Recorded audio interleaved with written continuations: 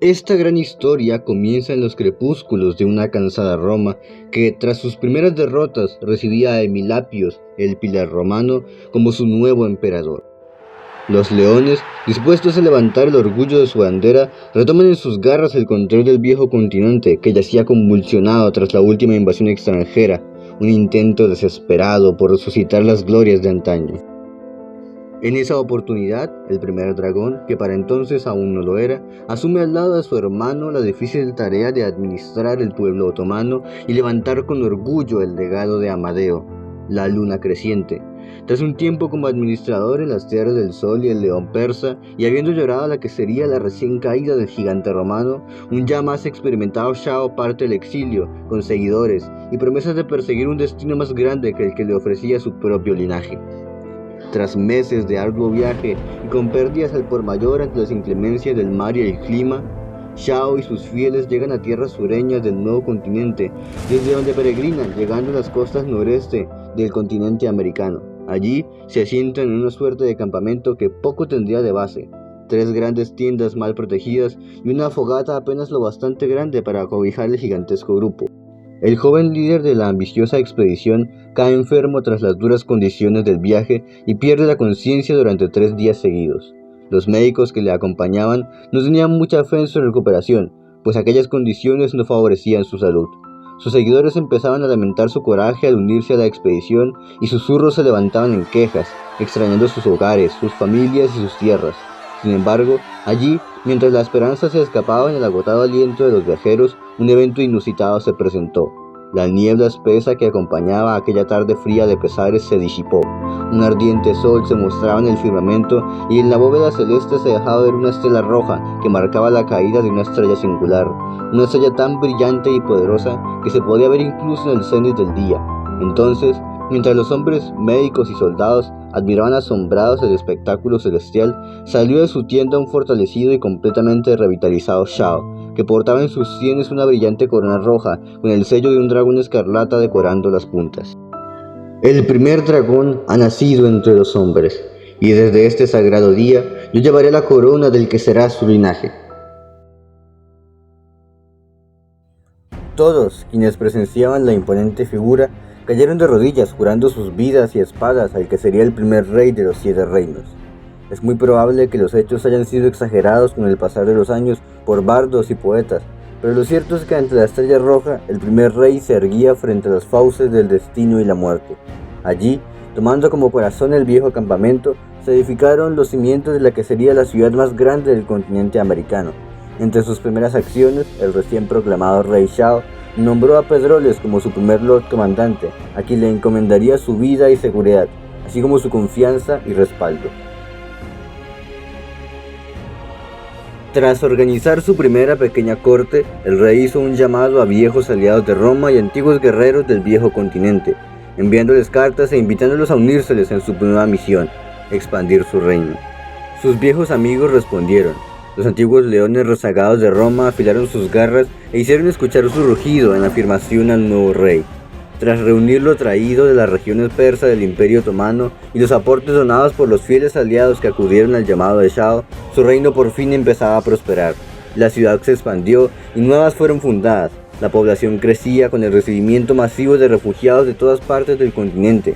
Este crecimiento acelerado del joven país hizo que las grandes potencias americanas empezaran a fijarse en Shao y su recién fundado reino.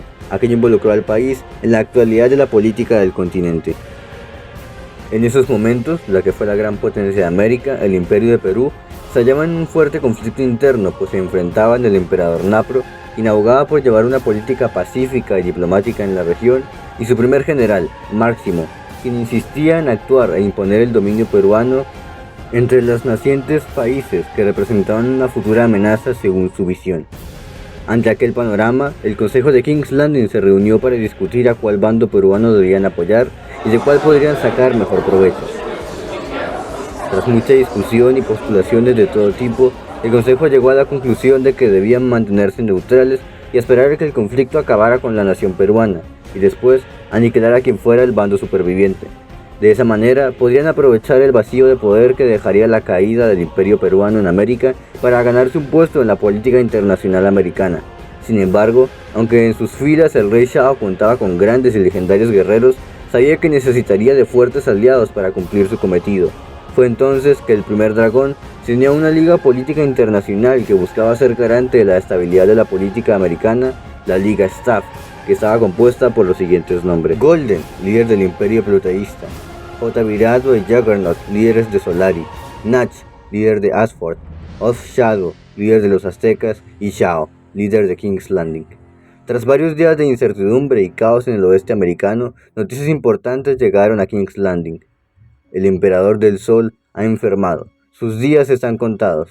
Los espías rumoreaban la reciente enfermedad del emperador peruano, que no se hallaba en condiciones de hacerle frente a su rebelde general. Parecía que los dados estaban echados y que una sombra de guerra se avecinaba a sacudir a América. El primer dragón, ni corto ni perezoso, reunió a la Liga Staff y con las siguientes palabras decidió tomar el control de la situación.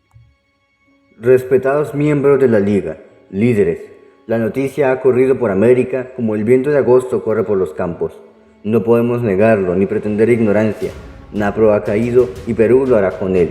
Nosotros, como Liga Staff, debemos actuar y crear una nación, un imperio neutral que asegure la paz en América. Esa tarde, el sexto día del cuarto mes, se fundó la gran nación de los 7 reinos.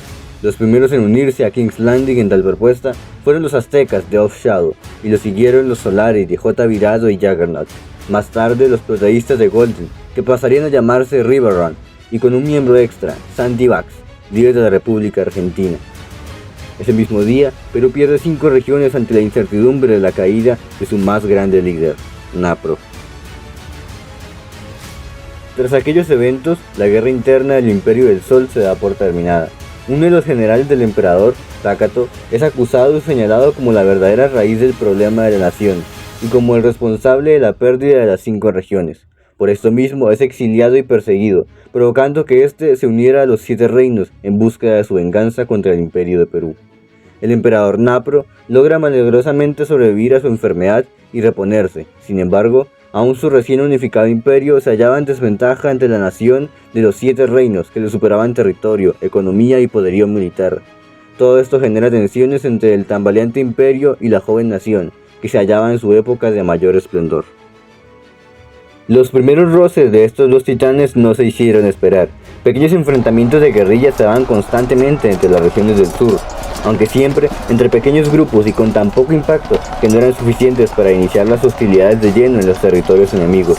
Pero todo quedaría cuando el Lord Comandante Pedroles fuese emboscado por la guardia élite del Reino de Argentina, que era comandada por Not Magnífico, fiel y fuerte aliado del Imperio del Perú y aférrimo enemigo de la República de Argentina. Aquella afrenta de la que el Lord Comandante escaparía apenas y muy malherido sería la que desataría una serie de eventos que prepararían el terreno del combate. Principalmente, este acto causó la fundación del Principado de Dorne, que antes era la República de Argentina, una región sureña de los 7 reinos, construida con el propósito de servir en una futura invasión al Reino de Argentina. Esa región fue asignada al miembro más joven del Consejo de los 7 reinos, Puchto, quien asumiría el título como el Príncipe de Dorne para preparar la región para la guerra. Sin embargo, no sería allí donde se daría el primer enfrentamiento de las 2 potencias. De hecho, el primer choque de estos titanes sucede muy lejos de las intrigas americanas, en el vasto e indómito continente africano. Allí, las grandes naciones americanas asentaban sus colonias en busca de recursos no explotados y tierras vírgenes de provecho. En concreto, 2 colonias estaban a punto de entrar en conflicto: la colonia peruana y el virreinato de Añail, que era patrocinado y protectorado de los 7 reinos. Aquel enfrentamiento entre colonias sería la excusa perfecta para que ambos colosos midieran sus fuerzas por primera vez. Ambos bandos trasladaron el grosor de sus fuerzas al continente africano, dispuestos a demostrar al opuesto quién era el verdadero gigante de América. Del lado de los 7 reinos, hacía presencia la fuerza veterana de las legiones romanas, los guardias reales de King's Landing y el conglomerado de fuerzas de los 7 reinos, a excepción del Lord Comandante Pedroles, quien se hallaba aún muy mal herido para pelear. De hecho, algunos cronistas afirman que el Lord Comandante tuvo la intención de participar en la batalla pese a su grave estado de salud. Sin embargo, el rey, temiendo por la condición de su comandante, ordenó retenerlo en sus aposentos en todo momento. Aún sin la presencia del Lord Comandante, los 7 reinos contaban con veteranos y curtidos estrategas y generales que estarían a cargo de la ofensiva del virreinato de Añail, mientras que el rey en persona coordinaría la logística detrás de la defensa de la fortaleza. Del otro lado, en el bando peruano, se hallaban guerreros de porte legendario con largas y victoriosas carreras militares y un conglomerado de soldados de todos los rincones del territorio peruano, así como mercenarios dispuestos a defender el nombre del Imperio del Sol.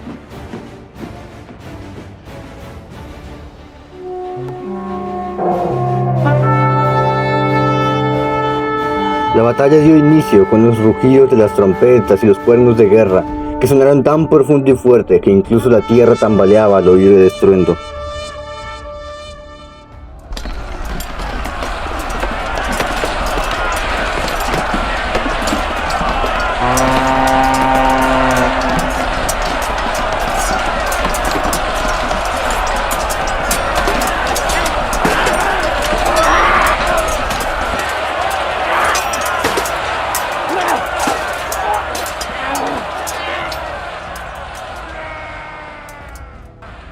Los chirridos de los metales resonaban haciendo estremecer a cualquier alma que allí estuviera. El caos y el metálico olor de la sangre se elevó junto con el polvo que levantaban los ejércitos. La virgen tierra africana se bañaba con el rojo de la guerra. La batalla fue tal que los charcos de sangre y lodo empezaban a entorpecer el paso de los soldados y las carretas. Los cielos se tornaban rojos al caer la tarde y la sangre esparcida en el campo de batalla brillaba con el sol que se posaba inclemente en el horizonte. Aquella masacre duró hasta el anochecer, cuando el agotado y cansado ejército del debilitado imperio peruano no pudo sostener más la defensa de su colonia y emprendió la retirada. La mañana del día siguiente se bañaba en la gloria y la victoria de Ñail, pero sobre todo la victoria de los 7 reinos. Aquella batalla en donde indirectamente ambas potencias habían medido sus fuerzas, ahora era para la historia el momento en que los 7 reinos se mostraban desafiantes y orgullosos ante el poderío peruano. La noticia voló por el mundo supo que incluso el gigante veterano de América sangraba. Pero aquello no quedaría así. El emperador Napro era muy similar en temperamento a su propia nación, orgullosos y persistentes. Jurando que la batalla real se daría en América, el emperador peruano ordenó a su general, Not Magnífico, reunir a sus huestes y marchar a la capital de los 7 reinos, King's Landing, para así aprovechar su desprotegida posición, ya que el grosor del ejército del rey Shao se hallaba aún en África. Aquella noticia no tardaría en llegar al primer dragón, quien emprendería a toda marcha el regreso de su ejército. Sin embargo, el viaje era largo y sinuoso, jamás llegarían a tiempo. El rey temió lo peor. Ante sus ojos se pasaron imágenes aterradoras, en las que su preciada ciudad, su glorioso sueño, se vieron en ruinas y humeante ante la invasión argento-peruana. Sin embargo, cuando el rey al fin llegó a la capital, lo que halló lo dejaría sorprendido. King's Landing se hallaba fortificada y guarnecida, intacta, y es que con lo que Not Magnífico y el emperador peruano no contaban, es que la fortaleza de King's Landing no se hallaba sola, sino que en ella aún permanecía el Lord Comandante Pedroles, quien pese a sus heridas comandó y organizó la defensa de la capital, parando en seco y rechazando la ofensiva argento-peruana.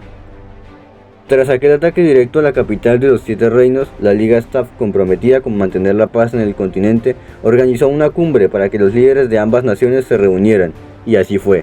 Aunque en aquella reunión diplomática no se resolvió el inminente conflicto entre las naciones, se acordó que con el fin de mantener la imparcialidad de la Liga, el rey Shabaranwal sería expulsado de la misma, liberando a los 7 reinos de cualquier compromiso internacional. Además, se pactaría la primera de las muchas batallas que decidirían el destino de ambas potencias, e incluso de América.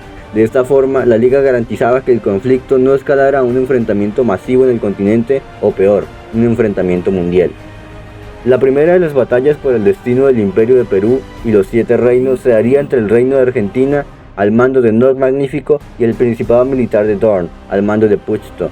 Si bien se había pactado que solo estas 2 ciudades y sus ejércitos serían quienes participarían en el conflicto, lo cierto es que ambos bandos participaron guerreros externos y legendarios, como el Capitán Wargo y el primer oficial Zenith, quienes eran famosos por sus habilidades de que se presumían sobrenaturales en el campo de batalla, ambos del bando peruano, y algunos guerreros otomanos como Alfajor y Cabeza Casco, miembros del cuerpo militar élite de Genízaros que peleaban al lado del bando de los 7 reinos. Esto debido a que aquella batalla y su resultado eran de suma importancia para ambos bandos, pues las 2 ciudades en conflicto representaban una gran ventaja estratégica para sus respectivas naciones. Los escritos y registros de aquel conflicto actualmente se ven corruptos por opiniones, exageraciones y otras alteraciones que nos han dejado sin un detallado relato de lo ocurrido en la batalla. Sin embargo, el resultado es indiscutible independientemente de la fuente en que se cite. El ejército de los 7 reinos, al mando de Nico M., Lord de Castle y Rock, del príncipe Puzo y del genízaro Cabeza Casco, obtuvo una aplastante victoria. Aquello fue un duro golpe para el Imperio de Perú, que tras perder el reino de Argentina, perdió por completo el sur del continente, que ahora era territorio dorniense. Muy seguramente más batallas debían ser libradas, hasta acabar el conflicto por completo. Lo cierto es que ambos bandos estaban paralizados tras aquella victoria de 7 reinos en la guerra argento-dorniense, debido al desgaste militar y económico que supuso aquella batalla. Para amenizar el ambiente y celebrar la victoria, y mientras su ejército se reponía, el rey Shaoranwal, el primer dragón, organizó un gran evento en la capital, evento que sería conocido como la Triple Boda, y cuyo desenlace cambió para siempre el curso de la historia de los 7 reinos. En aquel banquete contraían matrimonio Luna, doncella de la corte del rey Shao, y el líder de la Liga Staff, Tsuyashi, el señor de Castle Rock, Nikoem, y Lady Angélica, y el rey de los 7 reinos, Shaoranwal, y su amada Lady Fliana. Tras celebrar las nupcias del rey Shao, decide dar un anuncio público a todos los invitados, entre los que se encontraban reyes de todas partes de América, África, miembros de la Liga Staff y el Sultanet Blue, junto con el Bey Santi. El primer dragón del linaje de los 7 reinos decide anunciar su retiro junto con el de varios miembros de su corte y abdicar a la corona, nombrando como su sucesor al Lord de Castle Rock, Nikoem, quien pese a ser el más joven de su corte, era quien más capacitado se hallaba para sucederle en el trono. Aquella noticia impactó a los presentes y más tarde a los eruditos, pues fue una decisión totalmente inesperada. Tras este cambio, ascendería el segundo dragón de entre los hombres, Nikoem, quien culminaría el legado de Shao, eliminando en batallas futuras al Imperio de Perú con el apoyo del Sultán Santi. Con esto, amigos y amigas, hemos culminado la historia de los 7 reinos, que aunque larga, está llena de increíbles momentos y genialidades dignas de ser recordadas.